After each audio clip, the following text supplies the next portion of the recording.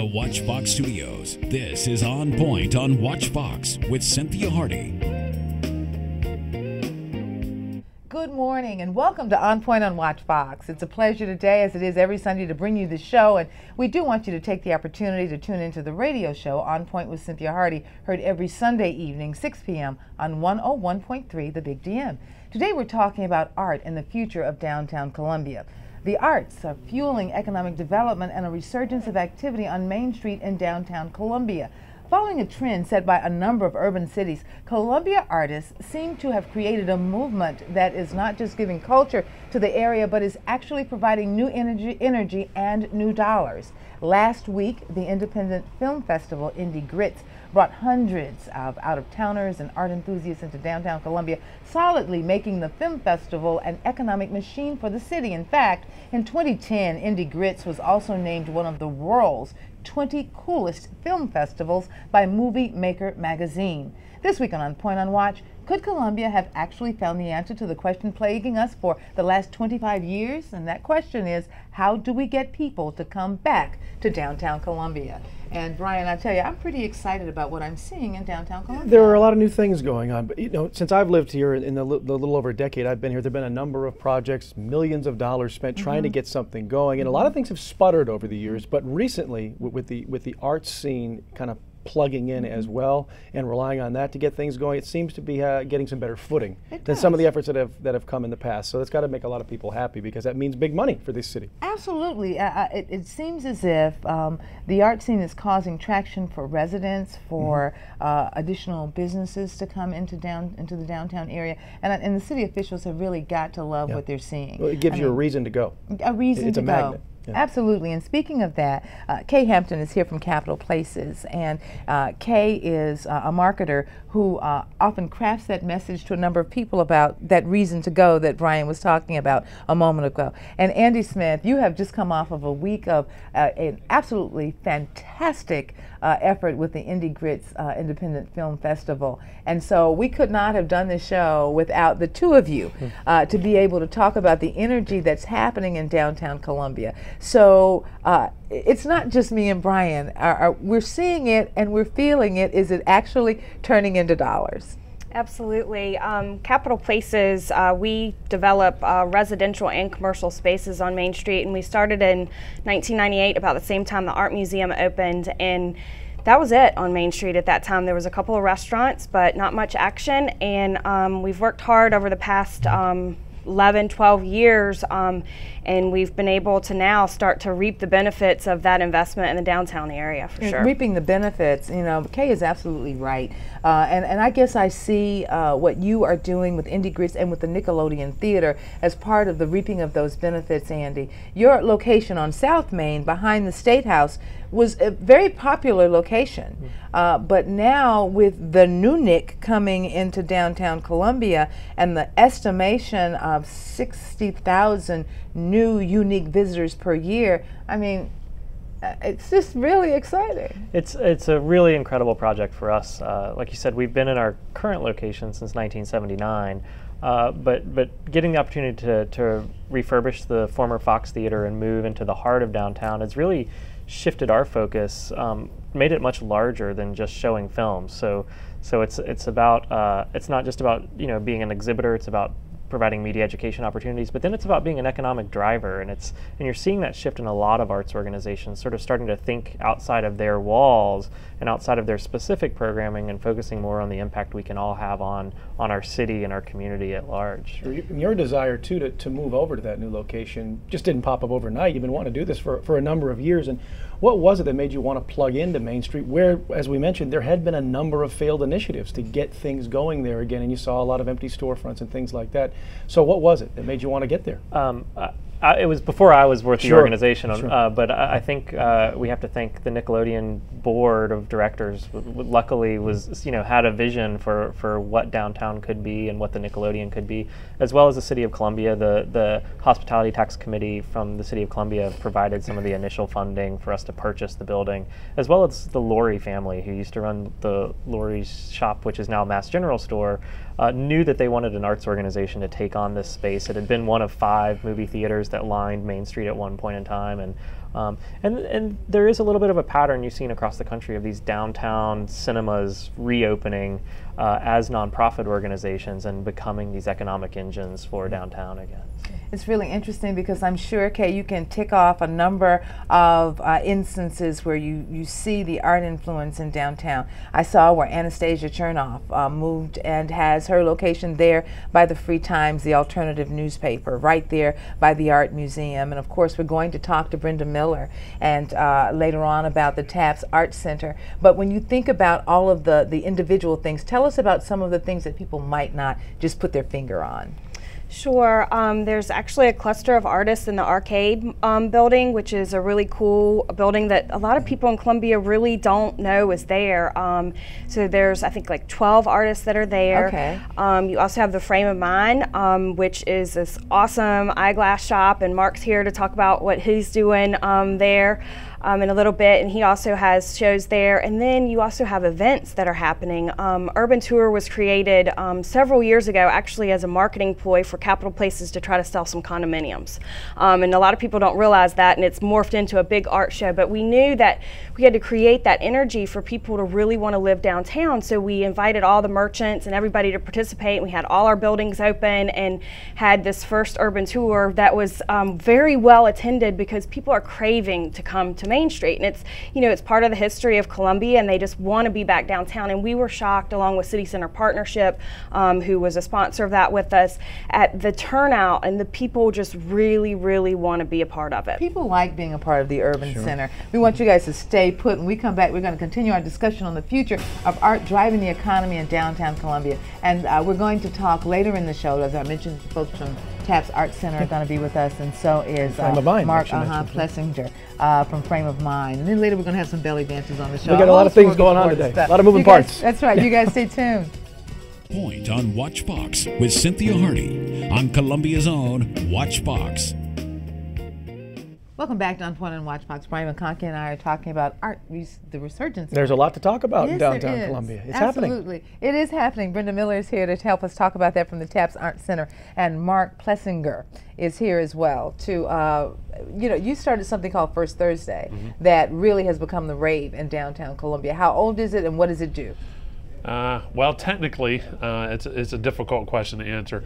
First Thursday itself has been about maybe a little over 2 years, but I actually started doing an art series myself about 4 years ago. Okay. So it kind of depends on how you want to do it. But the whole point behind it was just me trying to figure out a way to drive people into my store. Originally, I'm an artistic. And what does your store do? It's an eyewear store. It's an eyewear boutique. We're actually one of, if not the only, we're one of the only boutiques, eyewear boutiques in the entire state. So it kind of puts us in a little different class, a little different. We're not a typical business, so to speak. So we're looking for a way to drive business in, and I consider myself as much artistic as anything. I had some some artist friends that we decided. I went to them and said, "Hey, can we do an art show?"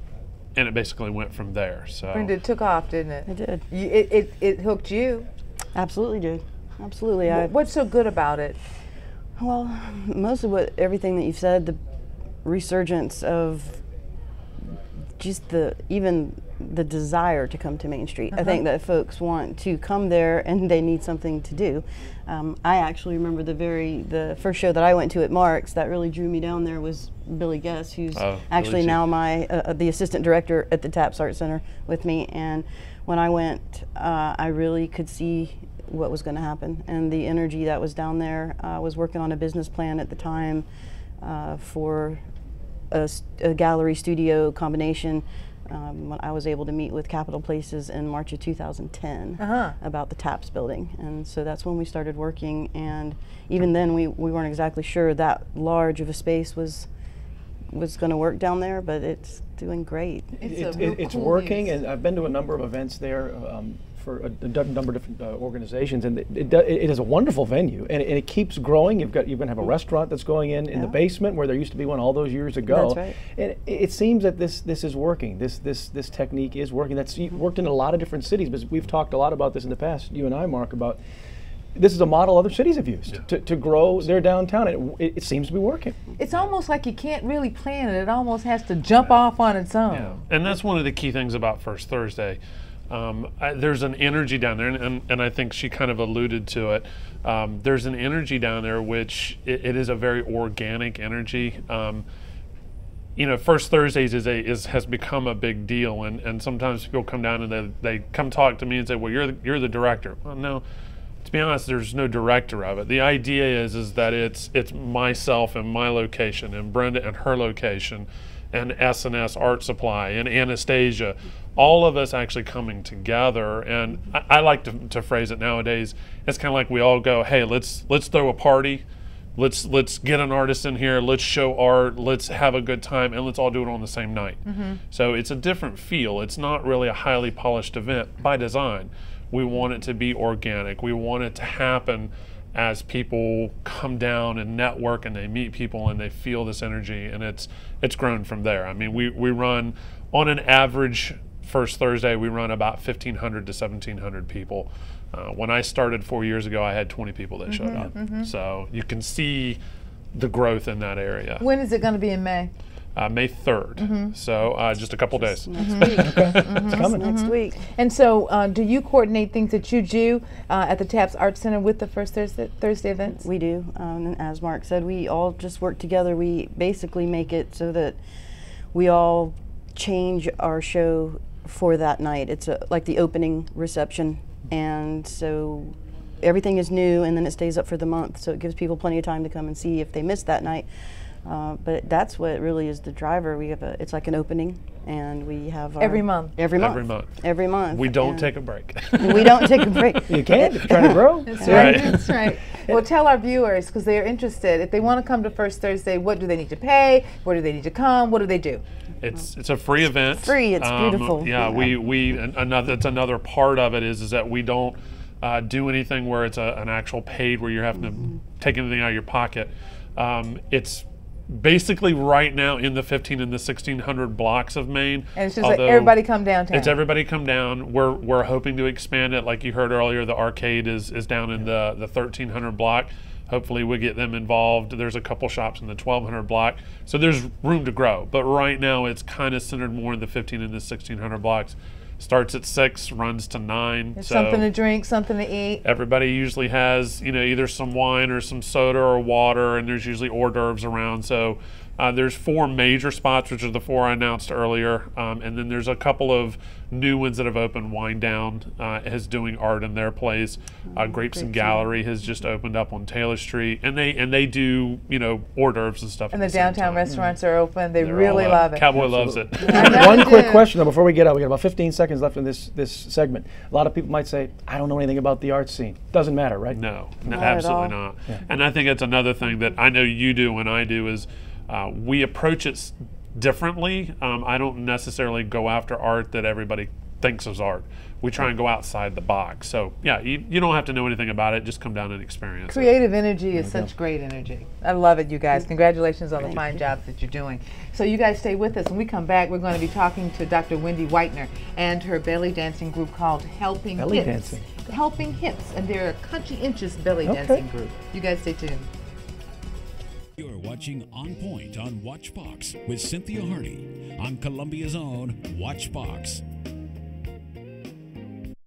Welcome back to OnPoint on WACH Fox. We are here now with Dr. Wendy Whitener and her group Helping Hips. They're a shimmy mob, and they're using belly dancing to educate the masses about very sensitive issues in our community. Welcome, Dr. Whitener. Thanks for having me. You reached out to us because you actually are doing a shimmy mob coming up on the 12th of May, and you guys are dancing in 4 different locations in Columbia to bring attention to some sensitive issues. Talk to us about that. Yes, actually, the Shimmy Mob is an international event.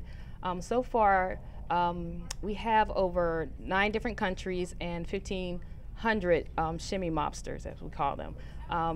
The group that we have today is just a sampling of who's going to be there. We have a total of 16 ladies registered to dance throughout the city and the county. Why do you think belly dancing is something that you want people to focus on again now? Because you are actually going around dancing from place to place and taking your dancers with you, but you're drawing attention to the issue of abuse. Exactly. Actually, The message this year is to raise awareness regarding abused women and abused children's shelters. So Columbia, we have chosen Hannah's House to be the recipient of any monies raised. You, the focus on such an ancient art, how did you get into it? And you know, Brian, I was kind of wondering, until I saw the ladies and how good they were, I was going to try to go over there and bust a move with them. No, let the experts take care of it. No, you can. You can. It's a dance by women for women. So yeah, you can do it. But you know, they you're a woman. That means you're an expert. Yeah, it's natural. Believe it or not, it's natural for a woman to do belly dance. Well, they seem so professional. Tell us about the ancient art of belly dancing and the myths. You say you want to dispel some myths. Exactly. Like I said, it's a dance for women by women. Ancient, for example, one of the historical stories that are told is when a woman is getting ready to have a baby, she has women around her to remind her what she should be doing, pushing the baby out of the birth canal. So the undulations that the women perform is to show her or remind her what she should be doing. That's one example. It's also a healing dance, meaning that there are different movements that we do that motivate healing. For example, we do a neck side to side, and that's to massage your thyroid glands. Really? Exactly. Really? And we have a epidemic, they're saying, regarding people having overactive or underactive thyroid. So that can help. Well, you know, all this time I just thought it was a sexy way to dance. Oh, well, it's that too. It's that too. It's that too, Yes. right? It gets people's attention, and that's part of why you use it, I'm sure, to talk about a very critical issue. Does it make it easier for you to talk about that issue with people too, because you're doing this? Does it starts the conversation? Exactly. Yeah. Exactly. And then it, also within women, it brings bonds. So believe it or not, when we're dancing or teaching classes in the community, it's a sisterhood. Well, we want our performers to get ready because we're going to be coming to them in just a minute. We won't have a break or anything. Okay. And so they need to, go ahead and start warming up and getting ready because tell us what we will see on the dancers because we're going to go to them in just a minute. Okay. Well, you will see two of them are dressed just like me and they're matriarchs. So they're representing Egypt. Okay, and then we also have two that are dressed tribal style, and they are the younger ones. So they're bringing in their spirit, and they're also representing tribal fusion. Well, we want to go ahead and go to them now, so they need to go ahead and get going and start up because we would love very much to leave with our viewers some of their performance. Okay, great. And tell us what we're seeing. Well, the song is saying "May peace be with you," and it's by Saad, and it's a popular like shabby type of song in Egypt. So it's up to date music. So they're dancing to a song by whom again? Saad. Okay. And some of the words of that song do what? Was basically saying peace be with you, promoting peace within the world. Okay. Throughout the world. They probably need to go ahead and start because I think they're having a little bit of technical difficulty. We're about to run out of time. So we want them to go ahead and start dancing. Okay. We also having a hafla at Charles Drew Wellness Center on that Saturday from 2 to 5 p.m. and it's a free event and we're inviting the public to come out. There are many dance demonstrations from all different genres of dance, not just belly dance, but all different kinds. And so the different genres of dance that you'll be teaching, talk to us about those too. There will be belly dance, ATS, which means American Tribal, salsa, burlesque, bomba y plena from Puerto Rico. They actually preserved the African heritage in terms of the slaves when they came over. So I have surrounding artists coming in to demonstrate that also. Well, Brian, that's it for us, and what we're going to do is we're going to just fade out and let them do their thing. Let them do their thing. So bye-bye to everybody, and we hope that they tune in next week while we enjoy the rest of maybe we'll have more dancing, who knows? And you're called Helping Hips. Well, actually, their group is Flores de Macmal, and they're part of the Shimmy Mob, and Helping Hips is the name of the event.